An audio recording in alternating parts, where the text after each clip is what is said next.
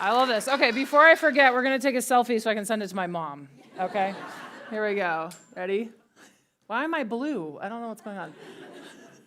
I'm literally a Smurf in that picture.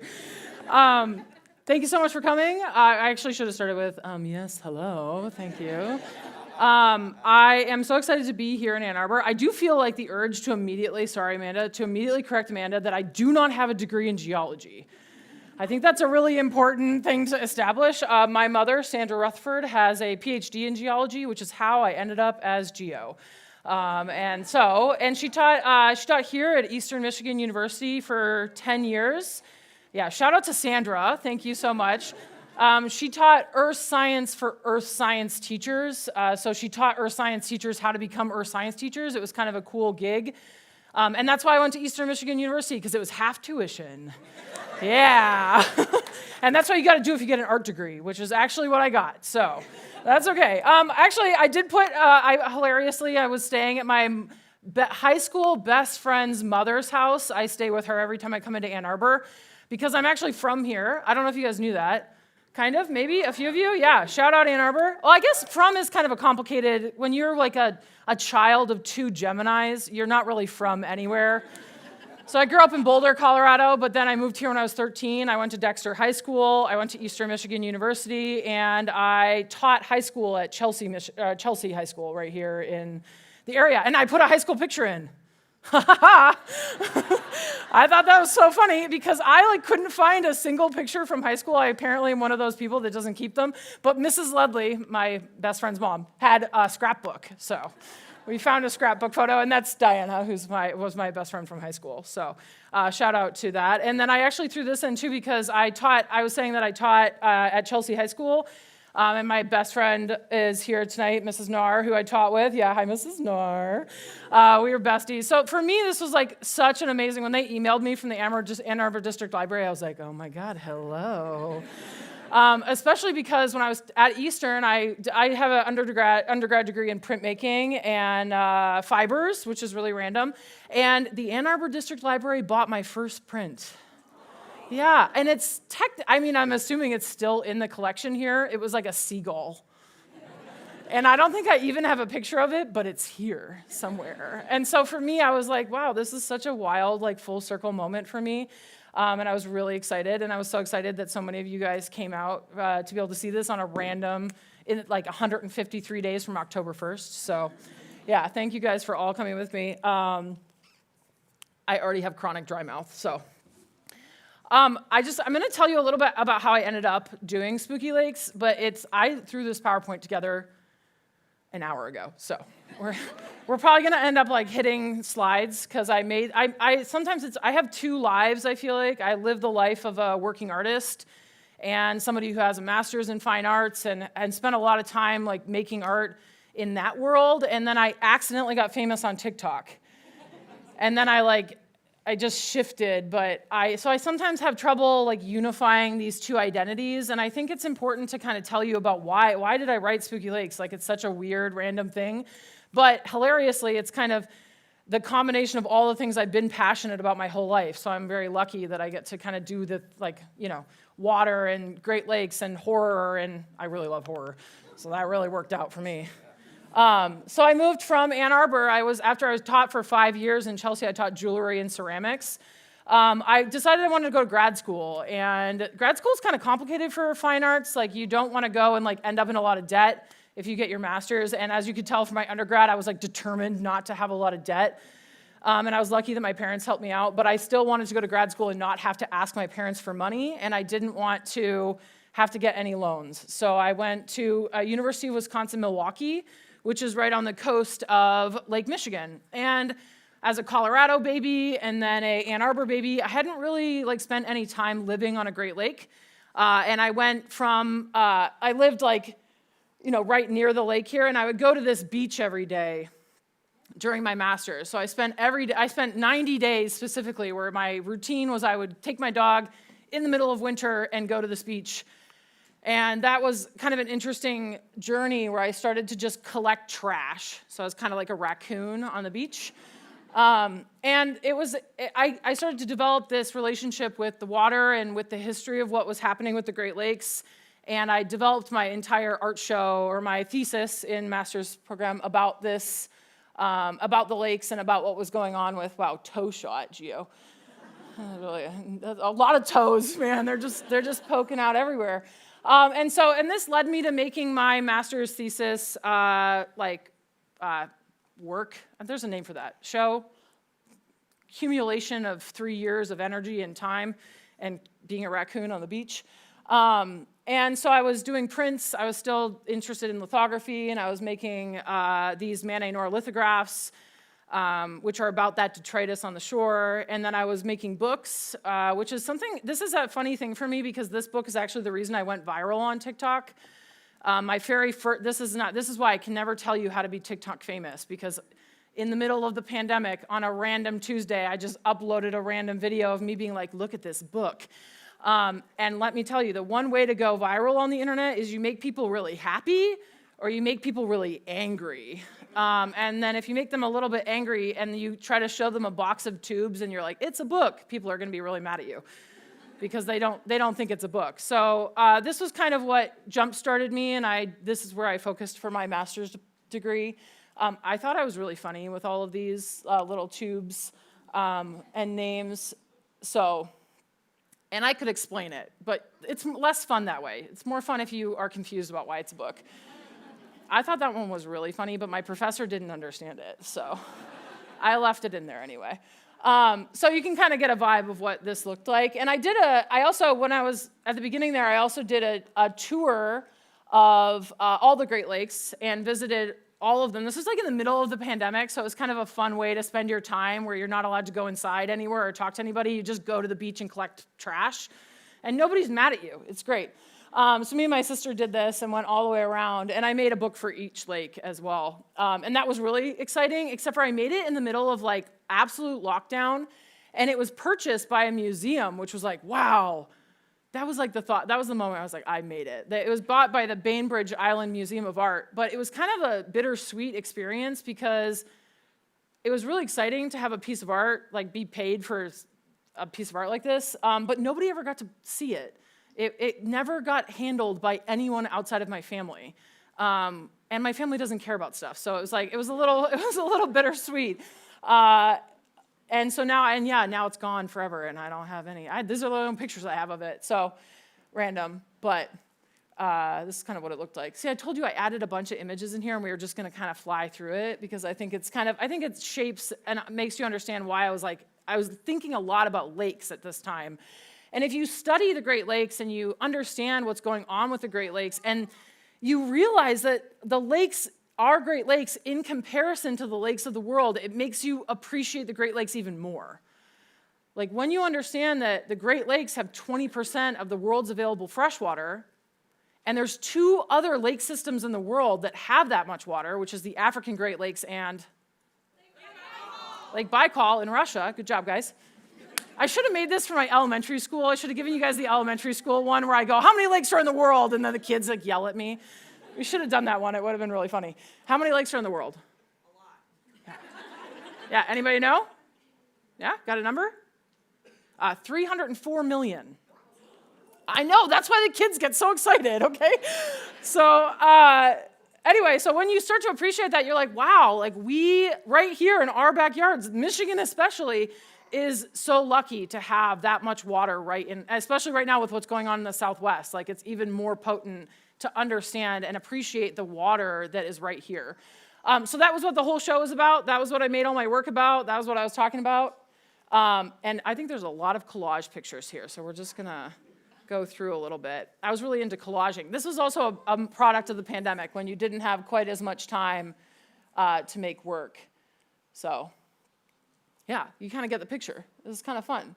But yeah, then I accidentally got famous on TikTok in the meantime. And with TikTok, it was kind of interesting because at first I made a lot of videos about the Great Lakes. Do not go and watch those videos. They are very cringy now since 6 years plus time of looking back on them. But they were fun. I thought I made it when Brittany Broski commented on one of my videos. I was like, woohoo! And then Hank followed me and I was like, oh my God! I was like, it was very much, I was excited about it. TikTok feels like the Wild West, a little bit of content creation and what is this job? Like, I don't even understand what this job is that I do every day.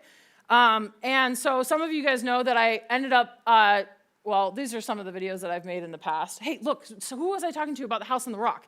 Look, I made a whole video about it. Oh, Willow's up there. I was telling Willow about it. So I was kind of just having fun with making all sorts of different types of videos. I was way more, back before Spooky Lake Month kind of took off and kind of guided my life the way it has, I was like way more, I would just post anything. I didn't even care. I kind of miss that, Geo. Now I'm like scared of posting stuff. It's like you go from being like absolutely wild on the internet to being kind of scared of posting on the internet. Maybe that speaks more to what's going on the internet than it does for me, but it's intimidating. So you can kind of get a picture of what all of those images looked like. And then I started Spooky Lake Month. It was kind of funny because a lot of people don't know where that started. There might be a few people in this crowd who don't even know what I'm talking about. I kind of went into this assuming that some of you guys know what Spooky Lakes is. Anybody never heard of Spooky Lake Month? Oh, great. Hi, guys. I'm sure this was the most chaotic presentation ever, especially maybe even for the people who know about Spooky Lake Month, because if you watch my videos, you're like, oh, she's so calm. And she's so controlled. No, I'm not. In fact, I actually feel like my videos started to do better and go more viral when I like made my voice more masculine, which is kind of maybe a sad actualization. But when you kind of lower your vocal range a little bit, you get rid of that vocal fry. It's like a whole thing. And you are only a disembodied forehead on the internet, then you don't actually experience a lot of sexism. It's great, and that's why my in-person experience is way different than your October experience, which is what I curate for you. But Spooky Lakes, I started in 2020. The very first Spooky Lake Month video was just a whim. I just realized as I was doing all this research, because I'm not a limnologist, I'm not an expert in lakes. Actually, I don't even think limnologists are experts in like lakes of the world. I've realized that this is actually a void on the internet and just in general. I feel like weird lake knowledge is not something that existed a lot of. Now that's a little egotistical, but this worked, so clearly there was a void in people's knowledge about lakes, and I've actually been invited to, this was always so funny to me when I go to freshwater science departments at the University of Wisconsin and at the University in Northern Michigan, and they're like, come and talk to us about lakes. I'm like, wait a second. Like, that's your guys' jobs. But what's funny is that just because you're studying lakes doesn't mean that you're studying lakes of the world and like the strangeness that can happen in lakes. Like, you can probably explain a Secchi disc better than I can if you have a limnology degree, but it doesn't mean that you can like list off the top 10 deepest lakes of the world. Like, it's just different types of knowledge. So I don't have a degree in limnology, but I feel like I've kind of become a hobby limnologist as a result. So a lot of these are examples of what Spooky Lake Month videos are. It's a funny thing because you're very beholden to the algorithm in the business that I have, but I've been lucky that people have been really excited about it every year. I kind of equate it to Shark Week. Like, for 1 month of the year, for 31 days, there's just a video every day about different lakes of the world. Actually, if you're actually a Spooky Lake Month watcher, you know that Spooky Lakes is a total misnomer, and we actually don't just talk about lakes because I ran out of lakes in 2020, okay? Okay, so we talk about spooky fountains, we talk about spooky rivers, we talk about anything spooky because that's kind of, like mud flats. That's like one of my favorite topics of all time. I love a good spooky mud flat. And like this one, like this, I'm like a fan. I get like nerdy about my own topics because I'm like, I get excited because it's hard to find stuff, and it can be kind of, each one of these videos is kind of like my little baby that it takes me time and energy to put together. That's maybe one of the bad things about doing educational like stuff on the internet is you put so much time and energy into every single video, and then you just have to hope that the algorithm like blesses you, you know. So it's a weird career. I don't know what I'm doing. And so that led to Spooky Lakes and Spooky Lake Coloring Book, which is why we're here. So I was really lucky in 2021, I got a book deal. Now, I am fully aware of the fact that I only got the book deal because I have 2 million people that follow me online. But I still feel very excited because I got to combine all these things. I got to combine water, and I got to combine art and drawing and painting and all these things that I really love. And so I feel very lucky, even if sometimes I, just like many of you probably do, have a little bit of like imposter syndrome where you're like, do I really belong here? But it's fun. And I'm glad that everybody has enjoyed this. It's been out for a while now, so like a year and a half. So it's been out for a while. What am I still doing here? This is kind of crazy that we're presenting about it. I threw in some images here of just what it looked like to make the book, because I find that fascinating, especially because I didn't know what I was doing when I made this book, and I made so many mistakes. And I don't know if any artists here are interested in going into bookmaking or how to make a book from it publishing. So I threw some random, well, actually I didn't. These are just pages from the book, but wait for it. Okay. Still pages from the book. Okay, here. This is like what my first sketch looked like. Like, I gave that to my publisher. And Howard was so confused. He was like, what is this? It's because I didn't really know, I didn't understand how the bookmaking process worked. And so when they took these scribbly little sketches that I made and they put it inside of the book, I was like, oh my God. But it worked out. I think it turned out kind of exactly like I had intended it, even though it was really pretty much a scribble. So this was my first drawing for Lake Nyiragongo. It's a little scary. It turned out like that, though. It's a little too much, a little too scary. And then Lake Karachay as well. This one actually turned out almost exactly like what you see here. Yeah, a little skeleton. Oh, yeah, you got the page open. You're ready. You got it. This is, I think, yet again, just in case you're like an artist and you're like, I'm not good enough to do this for a living. This is what my first drawing looked like, okay? That was like my first, I just freehanded it and colored it in and threw it to my publisher and said, okay, this is what we're doing. And then you can see on the right, I took it a little more seriously the second time. I was like, okay. And then that's kind of how that page looked and then how it looked in the book. So it's kind of fun. Oh yeah, here, see? That's the way it looked before. Yeah, worked out. Here's another example of Spirit Lake. And I just think it's interesting the way, this is the first one that I scribbled and sent to my publisher, and I'm embarrassed to this day about it. And then this is the second one, and then it actually did turn out pretty much looking like that, so it's kind of cool. But it was also a funky process. I know you guys didn't ask about this, but I think it's funny. Where at the last minute, at the very end of making the book, they were like, we're going to shrink the text. And that completely changed the layout of the book. And so there was some intensity with figuring it out from the get-go and learning how to fit everything. There was a lot of space up there, so we added a thing. There's also ghosties. This was kind of my ode to the fact that if you watch my videos, I hide little good soups in my video, which is at this point such an old meme. And I will tell you, if you're in on the joke, then you've been around the corner, you know that that's a meme from 2020, I think, literally so long ago. But I have so many new followers who are like, what is that? What is happening? So if you're in on the joke, then I appreciate you, because then you know your memes. I'm really excited because I actually just finished working on Spooky Rivers. I threw some pictures in here of it, so I'm going to show you guys. Don't tell anyone.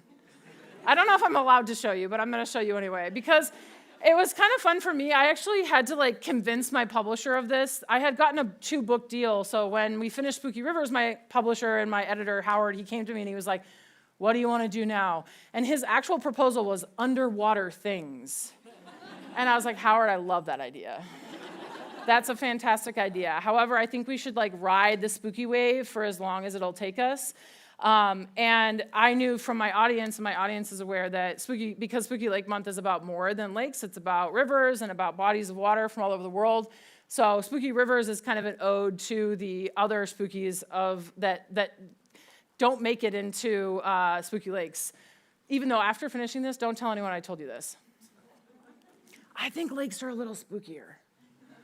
I'm so excited about rivers, but I just love lakes, okay? Obviously, I don't know if you guys are familiar, but these are some of the topics that I covered in this book, and I have saved a few of them to do for Spooky Lake Month this year, which I don't know if I should relabel it as Spooky River Month, but it kind of feels appropriate because I've been saving Spooky River topics for the last 2 years in preparation for October 2026. Like the Congo River, for example, which is over 700 feet deep.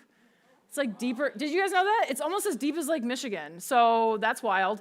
I'm sorry, I guess I can't give you a spiel about every single one of these because I didn't actually set up for that. But the way that I just want to tell you about the Congo River right now, I've been holding on to it because I love the Congo River and I think it's such a fun topic. You guys know about zombie salmon? Where they're swimming dead? Oh, love that topic. So that's a good one.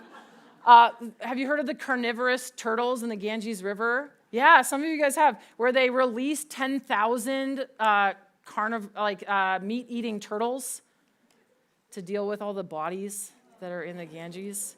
No, but actually, it's like a real thing.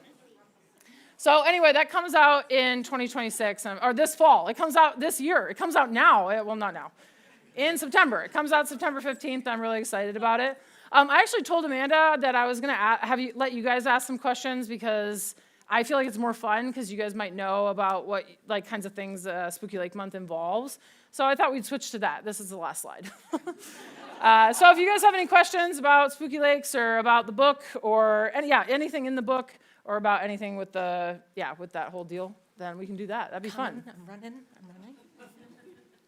Also gives me a chance to make my mouth less sticky. Okay, so a question I've had for a really long time. What brand of gouache do you use to paint? And also, will you one day post a list of your materials? Because I'm so curious about that. Like my painting materials?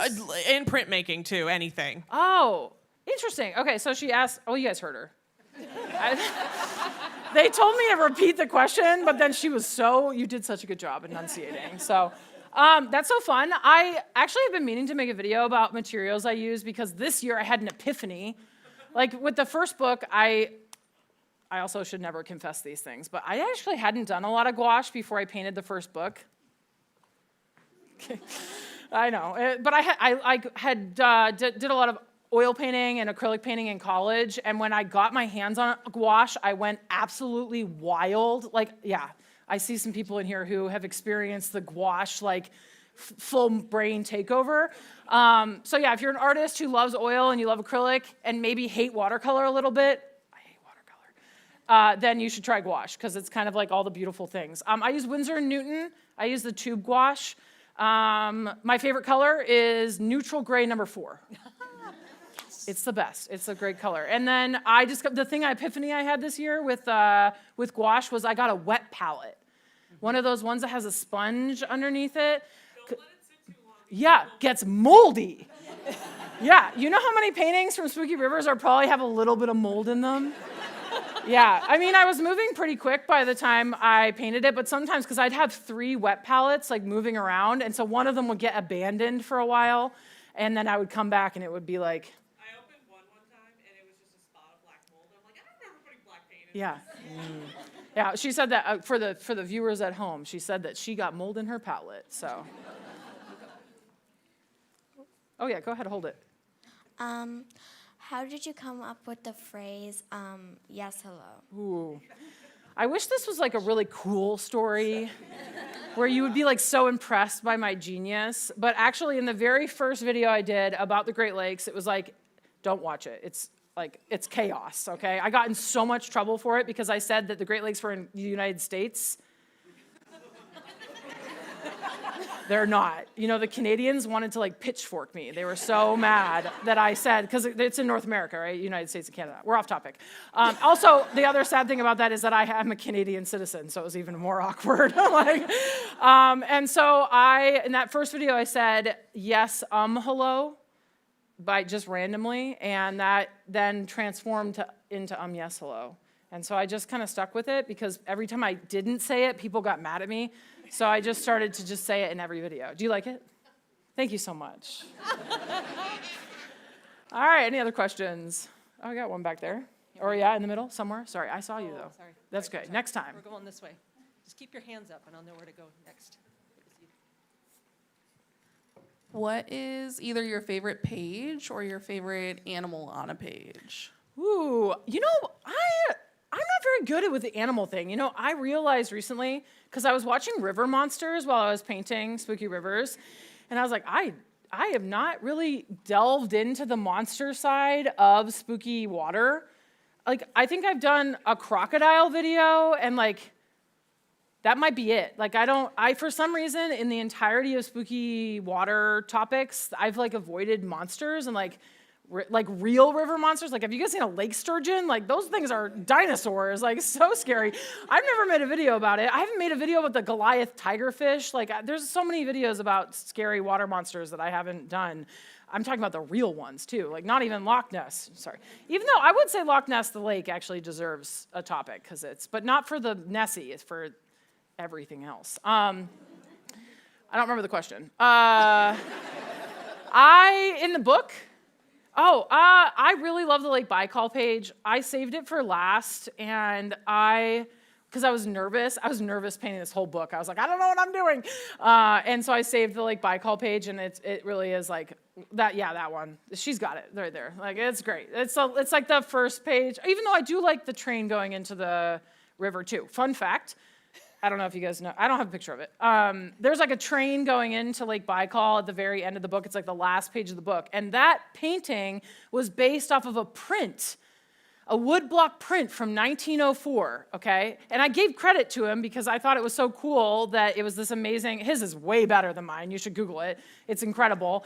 And this is like a fun story. I found that print in California. They were selling it at one of these Japanese cool print distributors, and I bought it. It was like $1,500, and I was like, I need to have that print. So now I own it. So I feel a little bit better about stealing the idea, even though I did give him credit. So anyway, we're a little off topic. Go ahead. So do you consider yourself more of a researcher or more of an artist? And if you could add a third stellar talent in there, what would it be? Ooh, that's a fun one. If I were to put it in order, I would consider myself an artist first, and then an educator, actually, would probably be in the second category. I miss the opportunity to teach. That's, I think, why I enjoy doing TikToks the way that I do, is I really loved teaching high school. RIP, we won't talk about it in our, yeah.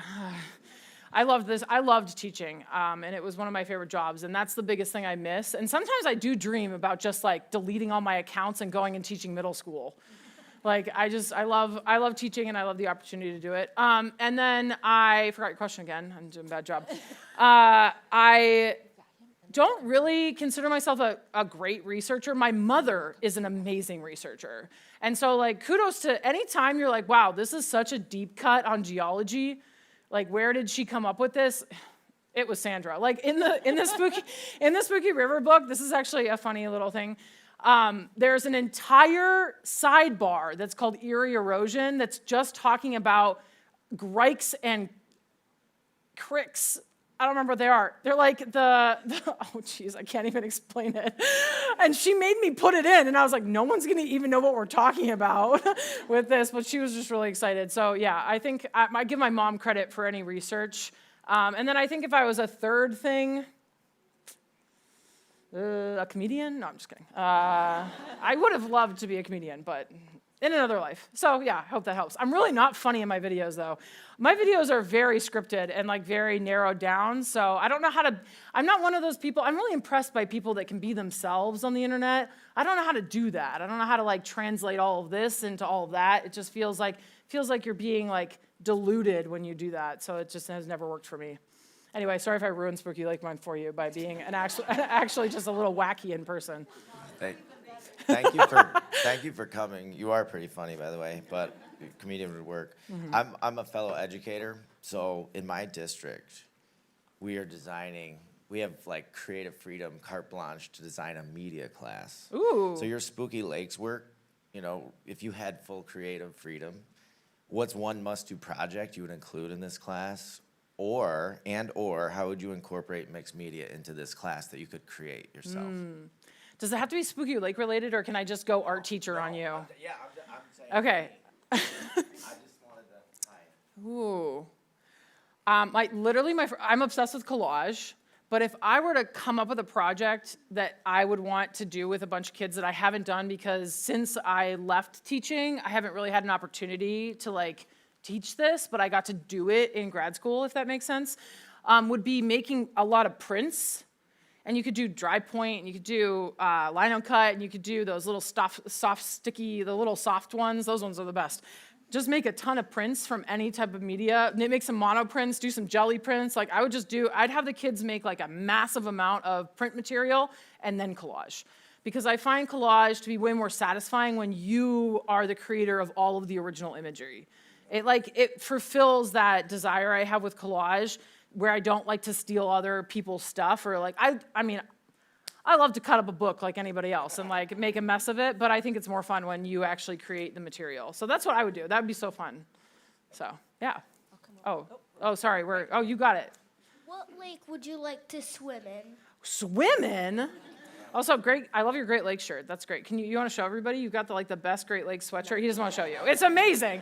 It's like the best Great Lakes sweatshirt I've ever seen. I think there's two answers. There's like, which lake do I want to swim in? And that'd be the last thing I ever do.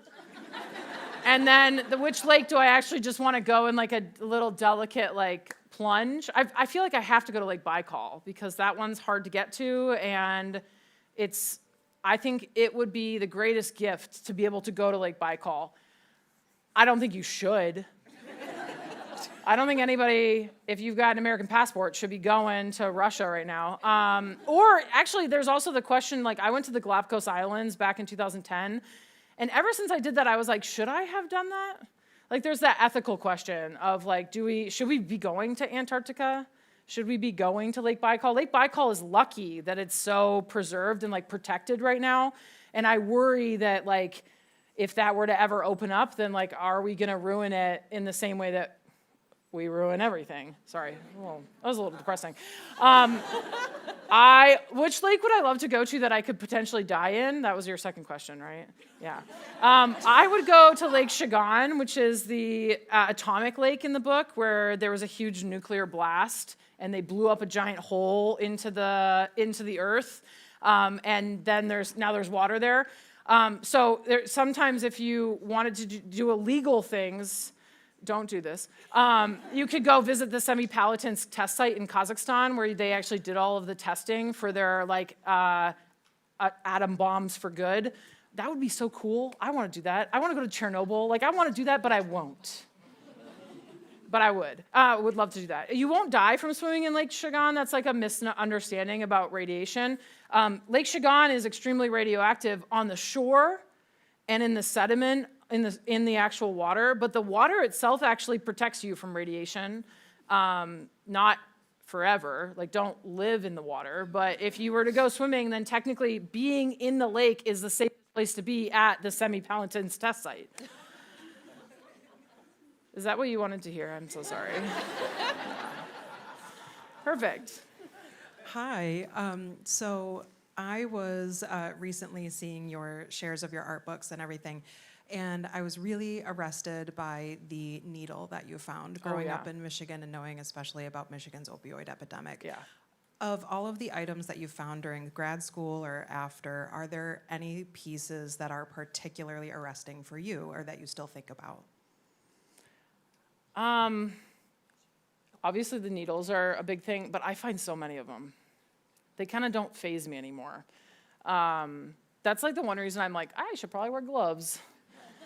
I don't. I think it's because you can kind of see those ones from a mile away, and it's not like I'm digging in the sand. I found a wallet that was really weird, and it haunts me. I still think about it sometimes because it was really weird. It was like, I went to this random beach in Illinois.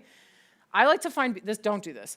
I like to find beaches by looking at the satellite imagery and then like trying to find a way to get to a beach that like nobody goes to, because that's the beach where you're gonna find the best stuff, right? I try not to do that illegally, but sometimes the sign postage is not clear, so I just take advantage and just go. And I ended up at a beach that was like, it was like a little scary. There was a lot of graffiti and it was like a weird beach. And there was a wallet on the shore there, and in the wallet there was like $400 of cash. I was like, that's weird. There was no cards or anything in it. There was a single portrait of a young man and then a love letter in Spanish. And I was really weirded out by that. It was a really weird thing to find. And I got it translated, and it was like, just like a happy birthday, like I love you letter, and it was weird. So I don't know if that answers your question, but I still think about that a lot, so. Got one question right. How did you arrange the covers for the books? Ooh, these ones? These covers? Oh, that's so fun. I will say that the first one was easy because there was no rules. I got to do whatever I wanted, and I got to have a lot of fun with it. I wish I had pictures of it because I did do like 7 drafts of it. I drew it a ton of times. I drew a bunch of different versions of it. So I think it was really a journey on like what works and what could my publisher possibly be interested in. And I originally envisioned the book with like the way that it actually looks underwater, which is not in color. Like if you go far enough underwater, then it dilutes the color. Like it's supposed to be kind of like blue.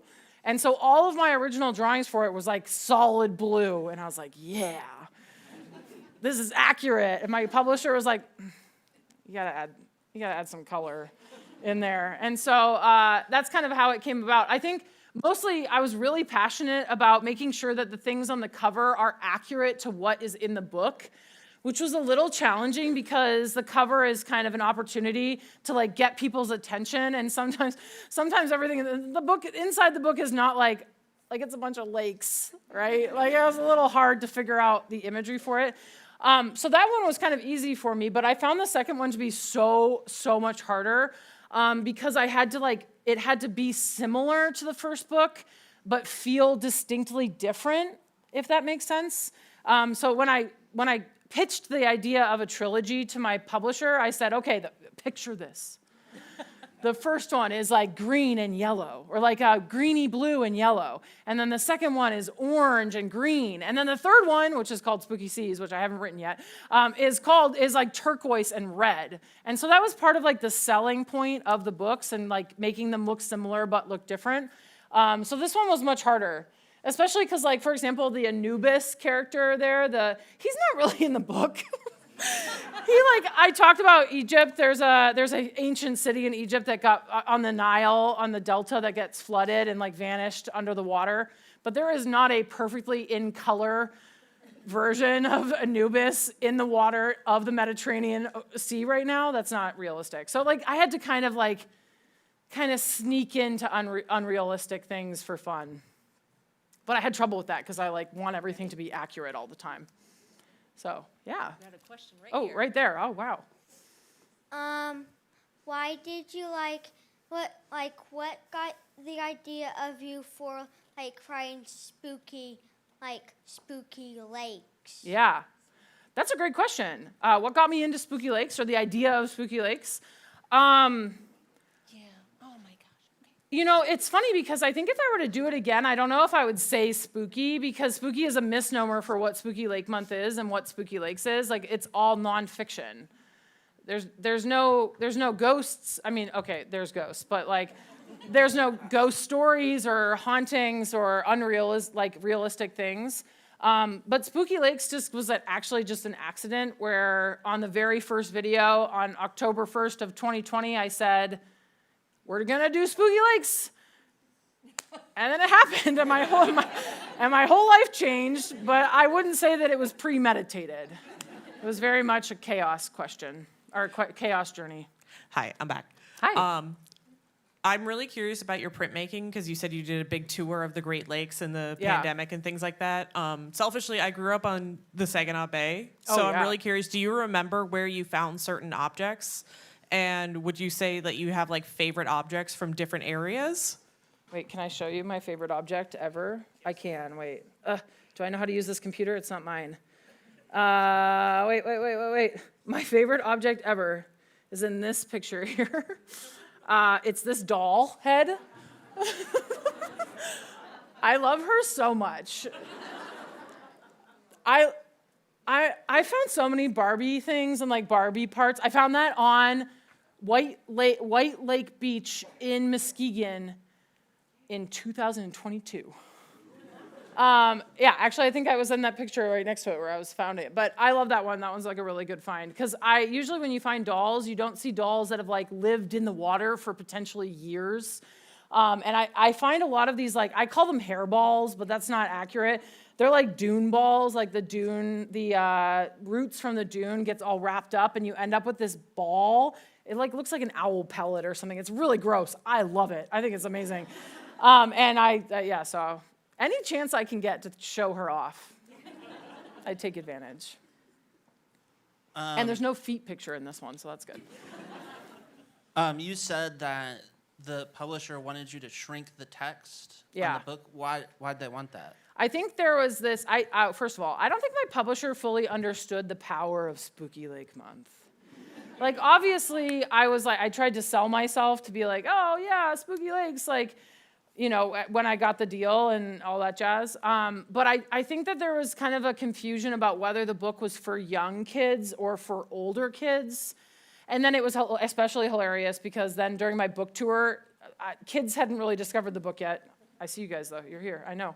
But there was like always, it was just middle-aged women.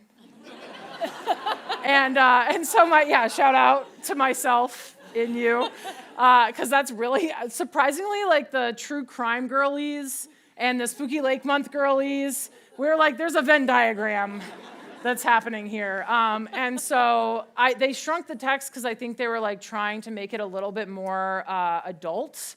But it just messed with me because then the compositions weren't accurate for the layout that I intended. It was very chaotic. We added a bunch of those sidebars at like the last minute because there was all these empty spaces. It was really weird. In retrospect, that was not fun. That was very stressful. Ooh. Do you have a lake that annoys you? You're like, oh, that lake. I feel like I'm gonna get in trouble if I talk about it. I get, okay, so if you know, I mean, if you know anything about spooky lakes in the United States, there's one lake in the United States that everybody always wants to talk about. Does anybody know what it is? Oh, no, good answer. Lake Superior is a great lake to talk about, but it's actually Lake Lanier in Georgia. That one, yeah. Yeah, I get it. Like, my problem is, here's the issue, here's the problem. I'm not really into ghosts, and I'm not really into things that are haunted. And people really believe that lake is haunted, and that if you believe that, like, you go for it, girl. I want you to believe that that place is haunted. But that's not really what I'm interested in. I'm interested in, like, the story behind why these lakes are strange or weird or spooky. Not, though. So people always want me to talk about that one, and it annoys me because I'm like, that situation of a city underwater. Now, to be fair, that one is like, there was a black community that did get flooded there, so there's a race aspect to it. That I'm not talking about that. Like, I have total respect for that. But the thing that annoys me is that is a story that exists 1,000 times over. There are 1,000 cities that are underneath reservoirs across the entire world, and I get a little bit like, oh, this one is not that special in comparison to other examples. And there's like some other things about the timeline for it that kind of bother me. So anyway, that's the one that annoys me. Don't tell anybody I told you that. Yes. Hello. Good job. I did not do that on purpose. I'm sorry. Do you have a Spooky Lake 2026 that you're most excited to share? Probably the flesh-eating turtles. I'm dying to talk about the Ganges. I will say the Ganges is like a little hard to talk about. I feel like I've worked myself to the point where I think I can make a respectful video. That's like kind of always a problem. Like even with Lake Lanier, like you want to be respectful, but then also you want to be able to talk about this interesting thing. But I will always be in trouble because I add a spooky rating. I wish I didn't. I love the spooky rating, but also if I didn't add the spooky rating, there's so many things I could talk about. It's like, I feel like it's inappropriate to add a rating to a video about tragedy. It's, okay, guys, you're getting into the nitty gritty of like my entire psyche with like the concept of Spooky Lake Month and like the struggles that I have and like some topics that I'm really interested in, but I don't want to be, I'm always trying to like walk a fine line where I'm like trying to be respectful, but then also I want to talk about these interesting things. And so like the Ganges is like one of the craziest, in my mind, it's one of the craziest rivers in the world. There's so many dead bodies in the Ganges because it's part of their religious practices. It's like a huge part of Hinduism to end up in the Ganges, but people put bodies in there that are not like fully burned, and there's just a lot of, that it's like become an ecological disaster, but it's like tied so closely with their religious practices. And so that's why they added the turtles, which is kind of interesting because the turtles are actually like they're part of their religious identity, and so it's like they're okay with them being eaten by the turtles. like that was like a good thing in their idea, in their religion, which is fascinating. It's like a really interesting part of like the Ganges identity. Maybe I'm not excited about talking about this. Like I am, but I need to make sure I do it right. So if you ever see that video come out, know that I went through the ringer on like trying to make sure I do it appropriately. What do you think the scariest lake is and why? Ooh. People do ask me this. I think the scariest lake, there's two answers to this. Do you know which ones they are? What do you think the scariest lake is? In the book. It's in the book. My one I'm thinking of is in the book. Is the one you're thinking of in the book? I don't know. I only know like my first couple favorites by name, so I can. Yeah, sorry, I did only put you on the guess, spot there. Limited vocabulary, but my guess would be probably Lake Baikal because that's my favorite. Yeah, it is. Oh, so I love Lake Baikal. I also loved, last year was the first time when I found out, I didn't put this in the book and I kind of wish it was in the book. I found out that if you died in Lake Baikal, then you're going to be eaten by amphipods. Did you guys hear about that? I thought that was so cool. I was like, that is the coolest fact ever. Because if you die in Lake Superior, you're going to be in Lake Superior forever. Like, you die in Lake Superior, there's not enough, like, the actual bottom of Lake Superior doesn't have a lot of ecological, like, there's not a lot of critters that are excited about your corpse. And in Lake Baikal, which is, like, extremely oxygenated through the entire depth of the lake, which is, don't get me started, okay? And so, unlike in or any of the Great Lakes, where you probably just be preserved as a soap mummy. But I think the spookiest lake is actually Lake Nyos, which is you can find it. It's halfway through the book, towards the end. It's the lake in Cameroon that exploded, or an undelicate way of saying that, it farted. Yeah. The kids always get really into that when I go and there's like 400 elementary students, like, it's great. So Lake Nyos in Cameroon is a limnic lake, which means that it's a volcanic lake. It's so deep, it's like 900 feet deep. And all of the carbon dioxide collected at the bottom of the lake from the volcanic gases. And there's a few lakes in the world that we know of that do this, where they collect carbon dioxide gas at the bottom. And then if something disturbs that gas, or maybe it's just time, they think maybe it was a landslide, but they don't know for sure. The gas will like come out and it'll flow down the side of the volcano and it'll settle into the villages. And 1,800 people died. So I feel like the threat of a limnic eruption and the threat of limnic lakes is like my favorite, most. I feel like that's the most terrifying thing that a lake can do. Even though I do love lakes that will kill you in many other ways.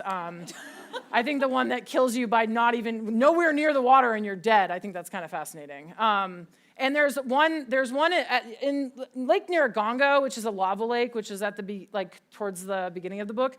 That one is also next to Lake Kivu, which is this enormous lake, and it has a limnic problem as well, where that carbon dioxide is collecting at the bottom.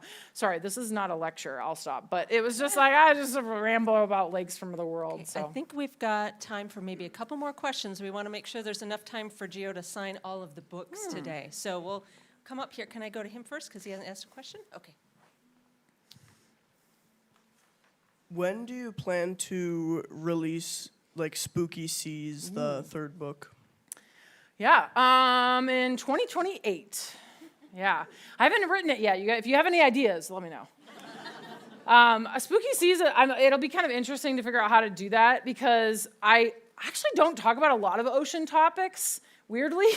There's I've never talked about the Mariana Trench during Spooky Lake Month. I think it's because everybody knows about it, so then but I do some ocean topics, but I don't know how you don't care about this. I don't know how I'm gonna, in Spooky Lakes and Spooky Rivers, they're all official places. This is the Mississippi River or, Lake Baikal, it's an official place. Spooky Seas, it's do they only have to be seas? Can I do a bay? I really want to do a bay. I want to talk about the Hudson Bay. So I haven't negotiated that with Howard yet. We're working on it. Okay, I think this will be, we've got one more question. We'll do one here and then I'll come back there. Why did you put like these teensy tiny ghosts in the book? Yeah. Like why? I know. I had to fight for them. I had to be like Howard. Howard. Howard was like not really into it at first because obviously it's a nonfiction book and the book already kind of has a bit of a like shelf identity crisis where if you don't know what Spooky Lakes is, you want to be able to know that this is a nonfiction book. That's a hard thing about Spooky Lakes. It doesn't quite work as well. And so I added the ghosts as kind of like, because have you ever played Where's Waldo? What? Oh my God. Yeah, okay. Okay, she has. So I like those books when I was a kid where there's like things to find. And I wanted to be even more extreme and like hide even more things, but I resisted. So I just hid ghosts instead, kind of as a great way to keep a younger kid's attention. The younger kids, they love the ghosts. They'll read that whole book just to look for ghosts. Yeah, yeah. So, there's 111 of them. Yeah, and sometimes I didn't know what I was doing with the first book, and so sometimes I would paint the image like way bigger than I was supposed to, and then it was like, and there's a ghost that's like minuscule. And I was like, I'm sorry, I didn't know. So, go ahead. Last one. Just playing off the spooky seas. Yeah. Do you plan on doing pirates at all? Ooh. And then follow up the Great Northern Passage, I believe? Yeah, okay, well, yes. First of all, I will be talking about the Erebus and the Terror. Nobody will stop me. I love the Erebus and the Terror are like one of my favorite topics of all time. You know, have anybody watched the TV show? Yeah, if you haven't, you need to go home and you guys aren't allowed to watch it, but it's called The Terror, which is a little bit of a misnomer because it's kind of horrifying. It's pretty spooky. Anyway, I highly recommend it. So yeah, I definitely want to do the Northern Passage. Also, I feel like I actually want to also do the Endurance as well. I feel like that would be with the Bering Sea would be a great one. And I do want to talk about pirates. I've talked about pirates like kind of here and there. Also just with my father has never watched television in his entire life. And we went on vacation recently and we watched all of the Pirates of the Caribbean movies. And we were talking about that. I was like, man, we got to get pirates into Spooky Seas because it's just so fun. And also shout out to Thomas, who now in his 70s has never watched any movies except for all of the Pirates of the Caribbean. And he loved them. So anyway, thank you guys so much for coming tonight. Yeah. I really appreciate it. There's one rule I kind of like to impose, which is if you did bring a kiddo, if you're under the height of 5 feet, I'm just kidding, even anybody else, then I'd like you to go first, because I feel like you should I don't know, it looks like they need to eat. I don't know anything about kids, okay? But yeah, if you got kids, then we'll go first, and then everybody else, I'm so excited to be able to sign your books and chat with you, and if you don't want to wait around, then thank you so much for coming. Thank you, everyone.